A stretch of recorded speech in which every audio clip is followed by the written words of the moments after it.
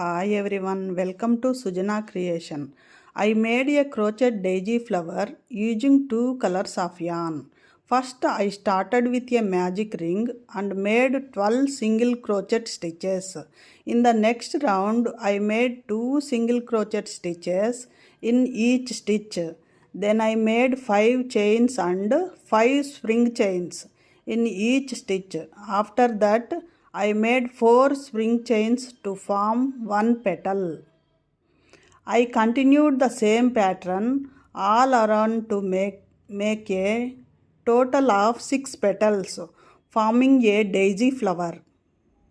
In this video lesson, I bring you the step by step of this beautiful daisy flower. Thank you so much.